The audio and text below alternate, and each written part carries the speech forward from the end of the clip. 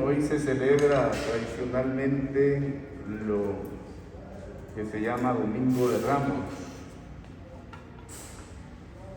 Vamos a basarnos para el mensaje de esta mañana en tres porciones bíblicas y una de ellas es Salmos capítulo 118, versos del 19 en adelante.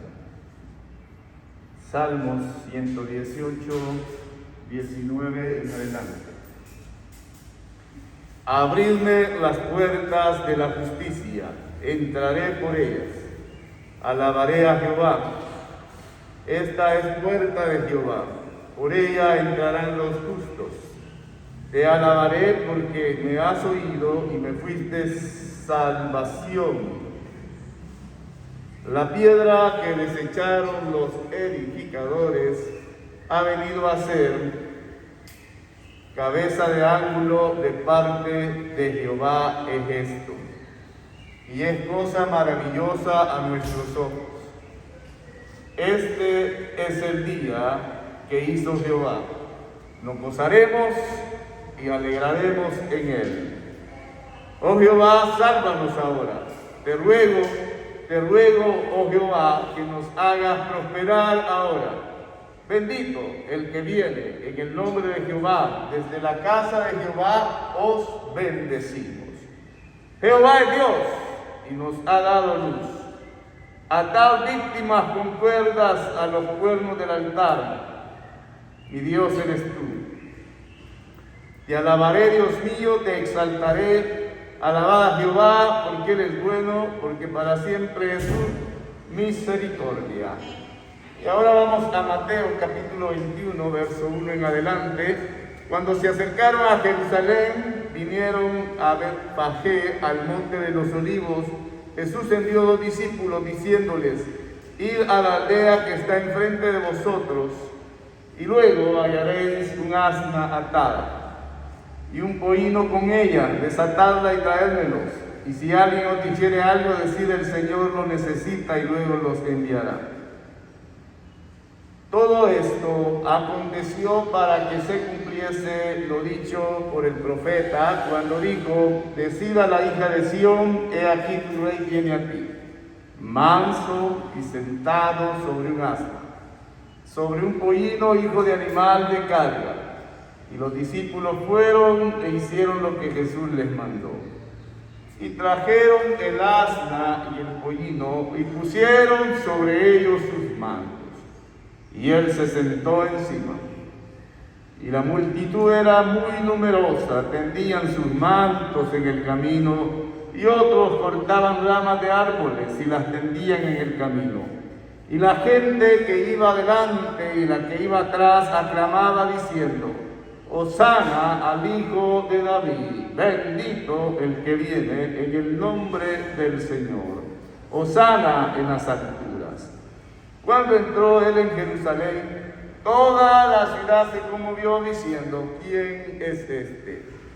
Y la gente decía: este es Jesús, el profeta de Nazaret de Galilea. Gracias te damos, oh Dios, en esta hora, por la bendición que nos das de estar delante de tu presencia. Te pedimos que seas tú glorificándote en cada uno de nosotros, trayendo esa bendición de tu palabra, el toque de tu Espíritu, Señor, a nuestras vidas. En el nombre de Jesús. Amén. Bendito el que viene en el nombre del Señor. 250,000 carneros, dicen, fueron sacrificados en aquella Pascua en Jerusalén. La reglamentación exigía que había un número mínimo de 10 comensales por cada cordero. Si sacamos cuentas y no nos engañan nuestros cálculos, significa que habían más de 2,5 millones de personas que habían acudido a celebrar ese acontecimiento. Jesús no podía haber elegido el mejor momento para polarizar la atención de los millares de peregrinos. A él van dirigidos los venerables cánticos del Salmo 118. con los que Israel celebraba la espera del Mesías para conmemorar la Pascua. Jericó, Betania y otros. La búsqueda de un medio adecuado para la entrada de Jesús en Jerusalén va pasando ante nuestros ojos con la secuencia de una película, ¿verdad?, cuya escena culminante es la entrada en la ciudad santa del que sería proclamado de una forma efímera e intrascendente Rey de Israel. El gesto simbólico de Jesús apareciendo sobre una colina, cabalgando sobre un asno, cumple los efectos de la parábola en acción. Solo la fe podía desvelar el sentido oculto. Ese humilde rey, aclamado por las gentes, es el soberano del reino de los cielos. Amén. Jesús ha querido por una sola vez ser proclamado abiertamente el Rey de Israel, saludando con el título mesiánico de Hijo de David. Se produce un equívoco sobre la naturaleza de la realeza de Jesús. Israel aclama a su Rey, pero no discierne que Jesús es el Cristo. Como una tragedia griega de un solo personaje, los discípulos quedan difuminados tras la figura central. Al fondo se oye el canto: bendito, hosana, bendito el que viene en el nombre del Señor. No se trata de una llamada a la liberación, sino de una aclamación a aquel que ha librado ya a su pueblo, o que va a librarlo pronto y definitivamente. Sobre las palabras en lo más alto del cielo, que no se citan en el Antiguo Testamento, hay que entenderlas como una designación judía de Dios, cuyo nombre se evita mencionar para eludir el riesgo de pronunciarlo en vano, ¿verdad?, según la cultura judía. Pero aquellos que le aclaman sin discernir la verdadera personalidad del Salvador, antes de caer el telón del drama de la redención, empujados por el odio de sus dirigentes, clamarán: crucifícale. El gran obstáculo para la liberación de los oprimidos es que a su vez asumen los falsos valores del sistema que los oprime. O sea que eso no es nada nuevo, ya es algo viejo, que la gente asume los valores del sistema que los oprime. La emoción sacude toda la ciudad ante la llegada de Jesús. Cuando entró él en Jerusalén, toda la ciudad se conmovió, ¿verdad? Es como que hubiera habido un sismo. Es el mismo verbo que se aplica para los temblores de la tierra, cuando dice que se conmovió. Algo tremendo pasó ese día. Y ahí se preguntaban: ¿quién es este? Y los galileos responden: este es Jesús, el profeta de Nazaret de Galilea. La idea de que Jesús viene a Jerusalén como pretendiente temporal al trono de David ha debido extenderse en los días precedentes. Unos esperan un acontecimiento político, otros confían en alguna manifestación milagrosa, pero unos y otros coinciden en las aspiraciones del pueblo acerca de una restauración histórica del reino davídico. La gran esperanza de Israel era el reinado de Dios mediante la figura de aquel que había sido enviado, el Mesías, que había de cambiar el curso de la historia, liberando a Israel de sus opresores y dando comienzo a una era de justicia, de paz y de prosperidad, profetizada después por la deportación de Babilonia. Con el cumplimiento de las aspiraciones del pueblo se acabaría el pecado, el hambre y la desgracia, dando paso a una sociedad plenamente feliz. Pero los que han aclamado a Jesús no lo han dicho todo de él. Poco a poco se irán perfilando la opinión que merece su persona. El cuerpo sacerdotal piensa que es un subversivo, que pretende arrastrar las masas, sin que sepan en qué dirección llevarlas. Se trata de un hombre que es necesario que muera por el pueblo, que nada cambie, todo va bien así, que muera, pero Jesús no será un mártir de la ceguera humana, es el Salvador. ¿Cuántos creen que Él es el Salvador? Él dijo, nadie quita mi vida. Está aclarando para que no queden dudas o se piense otra cosa. Él dice, nadie me quita la vida. Yo la pongo de mí mismo. Nadie me la quita. Aunque el panorama parecía que lo habían capturado y lo iban a asesinar, él está afirmando, nadie me quita la vida. Podía haberse liberado de eso, pero esa es su misión, ir a la muerte. Judas hace que prevalezca la venganza o quiere provocar la reacción de Jesús para que propicie un levantamiento de armas contra el invasor.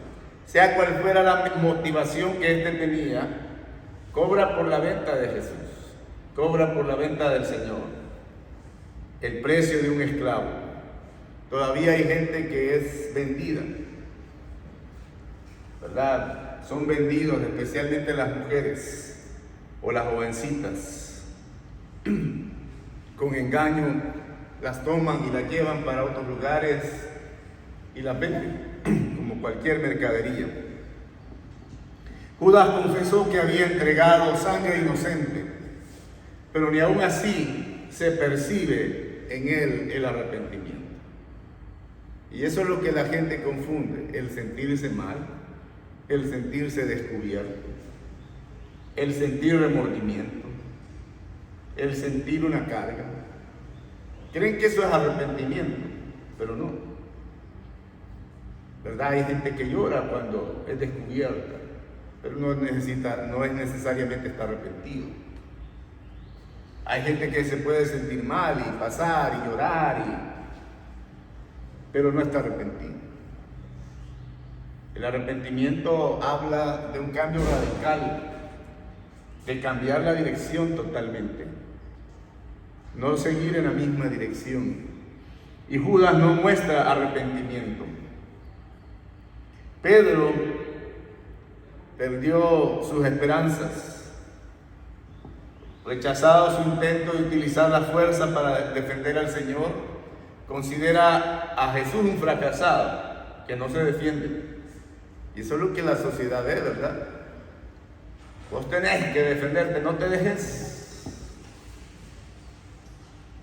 Y me acuerdo que cuando mi hija comenzaba a ir a nursery y algo así, mi esposa le dijo, no te vayas a dejar. Si alguien te hace algo, no te dejes. Mi hija fue obediente ese día. Y más tarde nos llamaron del colegio. Pero socialmente se considera a la gente que no se defiende como un fracasado, y Jesús no quiso defenderse. Y le dice, Señor, ¿no tienes cuidado que perecemos? Pero después él escucha, a él no le conozco. Cayó en una cobardía, ¿verdad? Después de ser usado, después de verse él mismo como valiente, cae en la cobardía. En realidad no había sido valiente, había caído en la temeridad. O sea, Pedro se fue al extremo, primero de la temeridad, que no es valentía, y después se fue al otro extremo de la cobardía. Y eso es lo que muchas veces pasa con los seres humanos. No mantienen el equilibrio. El equilibrio está en tomar las virtudes del Señor. Pero cuando nos vamos a un extremo y a otro, entonces ya nos salimos. Como diría alguien, nos salimos del bocal. Y eso es lo que le pasó a Pedro. Pero más adelante, Jesús le da una oportunidad de rehabilitación a Pedro para que pueda decir, Señor, tú sabes que te amo. ¿A cuántos el Señor les ha dado otra oportunidad? Y nosotros fallamos, nosotros nos acobardamos, pero el Señor nos da otra oportunidad y nos pregunta, ¿me amas? Y debido a la situación que como Pedro hemos pasado, quizás estamos dando una respuesta que no es la que Jesús nos ha pedido. Y al final podemos decirle, tú sabes que te amo. Y en esa trayectoria Pedro ha tenido que aprender que el seguimiento de Jesús no consiste solo en asumir una doctrina.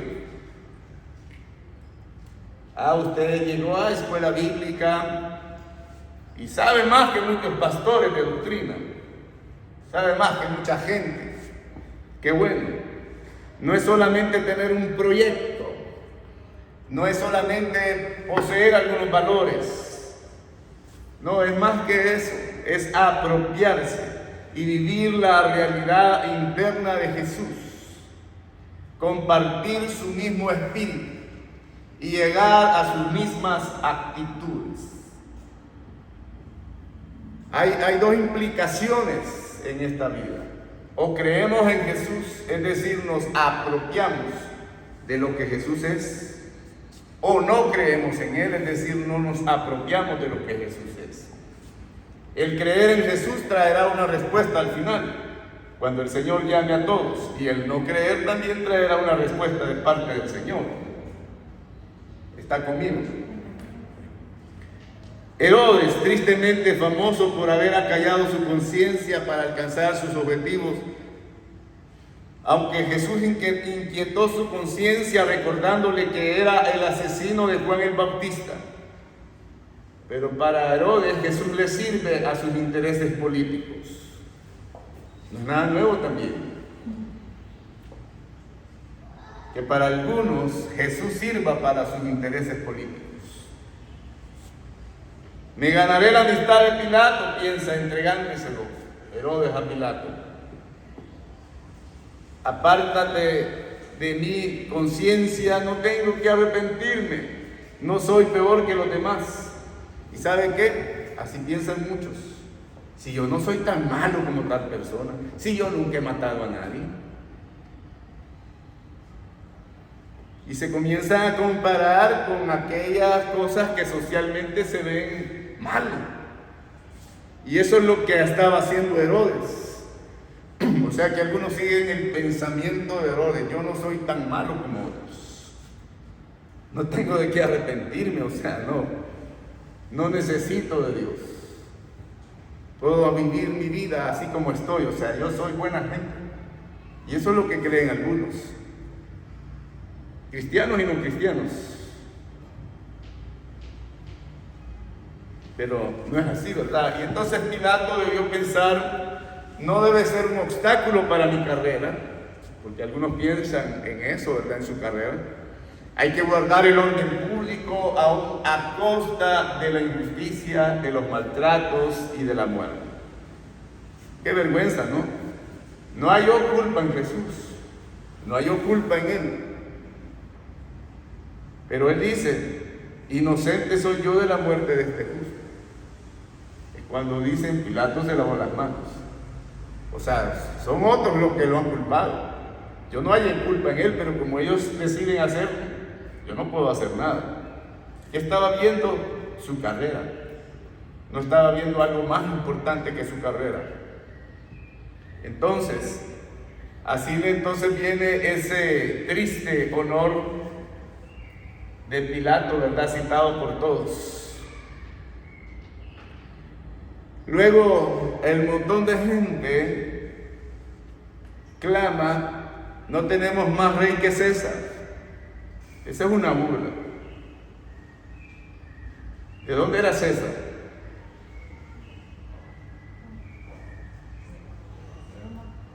No tenemos más rey que César. Como que digamos nosotros no tenemos más presidente y nombramos el presidente de una potencia mundial, no el de aquí. Quedó a un lado su nacionalismo. Pero ¿por qué no tenían más rey que César? Porque César solo pedía una parte de la hacienda, pero Jesús exigía la vida entera. Está hablando de entregar la vida. Jesús habla de entregar nuestra vida. ¿Cuántos han entregado su vida al Señor? Pero también Jesús no estaba pretendiendo el trono, ¿verdad? Y ellos querían la paz a cualquier precio. Y comienzan a gritar, crucifícale. Pero más adelante pagaron el precio. Pagaron el precio de su decisión. No es castigo, es el precio de su decisión. En el año 70, ¿qué pasó con Jerusalén? Fue destruida. Pero aquel ladrón en la cruz, que no tenía mucha doctrina, que no tenía mucho conocimiento, que no se jactaba de valores y de otras cosas, que no estaba diciendo es que yo soy mejor que el otro que está al otro lado. Ese ladrón sí entendió. Él no dijo yo soy mejor que el otro, él dijo, él no ha hecho ningún mal. Refiriéndose a Jesús. Los culpables somos nosotros. Aceptó su culpa, reconoció su pecado. ¿Está conmigo? ¿Por qué tenemos que echarle la culpa a Dios? Ese ladrón que estaba ahí, ¿quién le hubiera echado la culpa a Dios? Y no así dijo otro, si eres Dios, ¿por qué no bajas de la cruz, verdad? ¿Por qué le echamos la culpa a Dios por los problemas en los que caemos?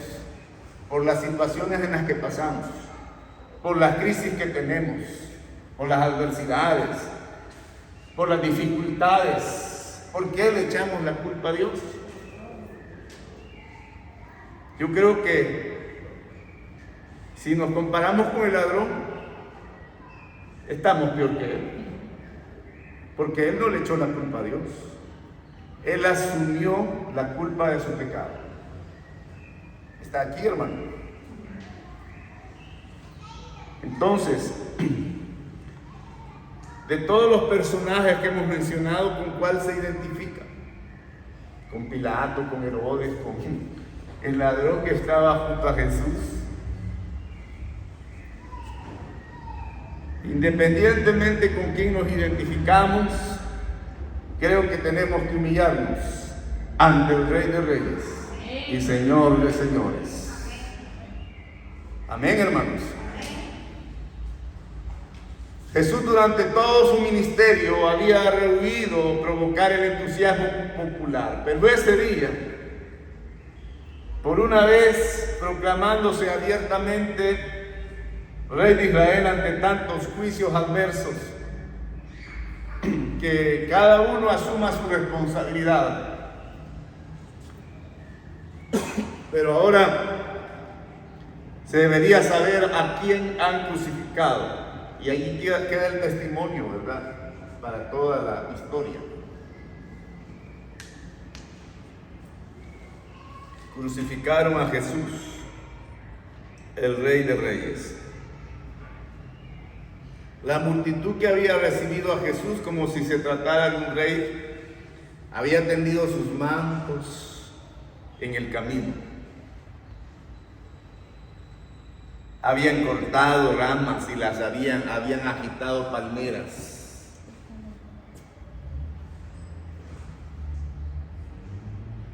Así como lo muestra ahí, ¿verdad? Pero el reino de Dios, esperado por los judíos, se limitaba a Israel, mientras que el Mesías, Hijo de Dios, quiere y puede reinar sobre el universo. Amén. ¿Cuántos lo creen? Pero qué interesante, cuando Jesús entra ahí, no está usando una carroza real, no mandó a construir un carro especial para él, no llega en un carro de guerra, ni en un hermoso corcel. Entra montado en un burrito, un asno. Pues lo llevaba, ese animal era utilizado para llevar carga, no para llevar personas. Pero a pesar de que escoge algo que no era tan esplendoroso, su majestad es impresionante. Amén. porque igual la Biblia dice, si estos callan, hasta las piedras. Mire, ante la rebeldía, su llamamiento al acercarse a la ciudad, si tú también comprendieras en este día lo que lleva la paz, pero no tienes ojos para verlo, va a llegar el día en que los enemigos, tus enemigos te rodeen de trincheras y te sitien, aprieten el cerco, te abracen con tus hijos dentro y no dejen piedra sobre piedra, porque no reconociste la oportunidad que Dios te daba. El llanto ante la rebeldía a su llamamiento ha provocado escándalos a las conciencias de las gentes piadosas. Es la respuesta al por qué algunos de los copistas suprimían el relato en sus manuscritos. La entrada de Jesús en Jerusalén anuncia su venida gloriosa. ¿Cuántos lo creen? Su venida en gloria de la Jerusalén celestial. Pero esta gloria está oculta. El camino que conduce a ella pasa por la cruz. Amén. Pero ahora ya nada queda igual. Sin la pasión y muerte de Cristo, sus discípulos no le habrían abandonado. Sería como los seguidores de cualquier otro, de Buda, de Confucio, de otro. Tendrían un maestro, pero no tendrían un Dios. La muerte y la resurrección de Cristo nos muestra que no tenemos un simple maestro, tenemos al Rey de Reyes y Señor de Señores. Amén. Ahí mi esposa está estudiando acerca de la cristología y vamos a pedirle que nos dé una enseñanza. Anás y Caifás seguirían siendo considerados prestigiosos, honestos y sabios. Y con esos conceptos se habrían perdido en el olvido, ¿verdad? Herodes había sido un rey por ahí, ¿verdad? Intrascendente. Pilato hubiera colmado sus ambiciones en vez de ser mencionado por los cristianos. Pero quiero llegar al punto más importante. Usted y yo no tendríamos un Salvador. Amén. Jesús proclama su soberanía sobre nuestras vidas. La actitud de la gente hacia el Señor da un nuevo rumbo a la vida. ¿Cuál es nuestra actitud? ¿Cuál es su actitud? De ella depende el rumbo de nuestra existencia. Y en realidad son posibles tres actitudes. Los que proclamamos su señorío, ¿cuántos proclaman el señorío de Cristo? Los que lo rechazan y los que son indiferentes. Son tres alternativas. Aquí no hay otra. Tres alternativas. La que usted escoja es lo que va a determinar su vida. ¿Proclama el señorío de Cristo, rechaza a Jesús o es indiferente a esto? Pero esas tres cosas tendrán una consecuencia, para bien o para mal. La Biblia dice a todos los que le recibieron, a los que creen en su nombre, les dio potestad. ¿De qué? De ser hechos hijos de Dios. ¿Cuántos han recibido a Cristo? ¿Cuántos han creído en su nombre? Entonces, si es así, Dios le ha dado la potestad de ser su hijo. Gloria a Dios. Y poder tener el regalo de salvación y vida eterna. Si no es así, tiene la oportunidad de hacerlo, de recibir esa potestad de ser hijo de Dios y recibir el regalo de salvación y vida eterna. Nada impide que lo haga. Padre, te damos gracias Gracias porque en esta hora hemos recordado esa entrada triunfal que tuviste hace varios años. Pero más que esa entrada física, es la entrada que tú tienes a nuestra vida, a nuestro corazón, para ser nuestro Rey, para ser aquel que dirige nuestro ser, aquel que dirige nuestra vida y que nos otorga la potestad de ser hijos de Dios, de que nuestro nombre sea escrito en el libro de la vida. A ti, Señor, es la gloria, la honra y la alabanza. Que el poder de tu Santo Espíritu, Señor, venga sobre cada uno. En el nombre de Jesús. Amén.